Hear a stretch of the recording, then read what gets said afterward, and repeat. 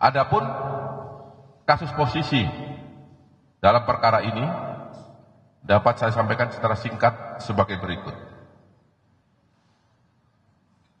Tersangka MK, saya singkat ya biar cepat ya, dan tersangka EC atas persetujuan tersangka RS melakukan pembelian RON 90 atau lebih rendah dengan harga RON 92. Sehingga menyebabkan pembayaran impor produk kilang dengan harga tinggi dan tidak sesuai dengan kualitas barang.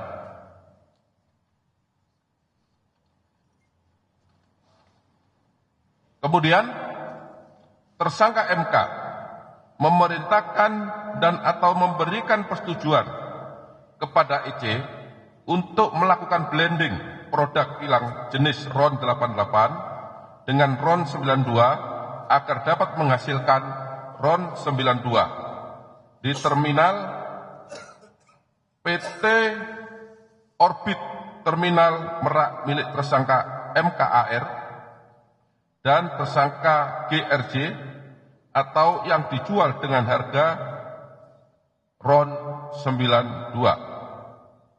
Hal ini tidak sesuai dengan proses pengadaan produk kilang dan core bisnis PT Pertamina Patra Niaga. Tersangka MK dan EC melakukan pembayaran impor produk kilang yang seharusnya dapat menggunakan metode term atau pemilihan langsung dalam waktu jangka panjang sehingga diperoleh harga yang wajar, tetapi dalam pelaksanaannya menggunakan metode spot atau penunjukan langsung harga yang berlaku saat itu sehingga PT Pertamina Patra Niaga membayar impor produk kilang dengan harga yang tinggi kepada mitra usaha atau DEM. Selanjutnya tersangka MK dan tersangka EC mengetahui dan menyetujui adanya markup kontrak shipping atau pengiriman yang dilakukan oleh tersangka YF selaku Direktur Utama PT Pertamina International Shipping sehingga PT Pertamina Patra Niaga mengeluarkan fee sebesar 13% sampai dengan 15% secara melawan hukum, dan fee tersebut diberikan kepada tersangka MKAR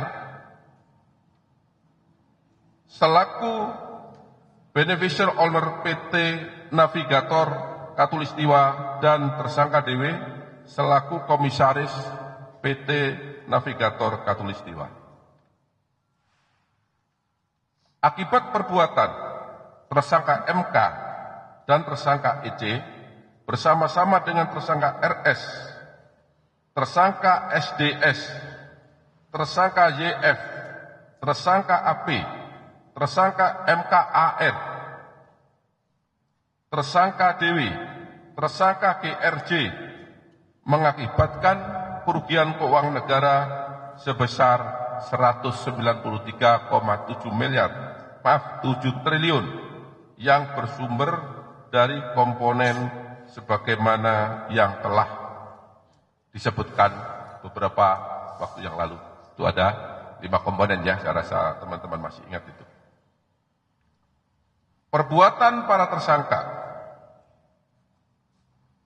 bertentangan dengan Peraturan Menteri BUMN Nomor Per garis datar 15 garis miring MBU garis miring 2012 tentang perubahan atas Peraturan Menteri BUMN Nomor Per garis datar 05 garis miring MBU garis miring 2008 tentang pedoman umum pelaksanaan pengadaan barang dan jasa badan usaha milik negara.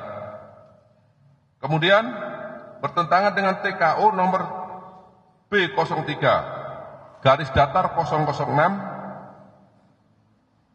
garis miring PNC 400000 garis miring 2022 garis datar S9 tanggal 5 Agustus 2022 perihal perencanaan material belen dan penjadwalan impor produk bahan bakar minyak.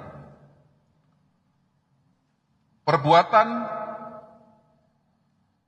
para tersangka melanggar ketentuan pasal 2 ayat 1 atau pasal 3 junto pasal 18 Undang-Undang Nomor 31 Tahun 1999 sebagaimana diubah dengan Undang-Undang Nomor 20 Tahun 2001 tentang pemberantasan tindak pidana korupsi junto pasal 55 ayat 1 ke 1 Kitab Undang-Undang Hukum Pidana.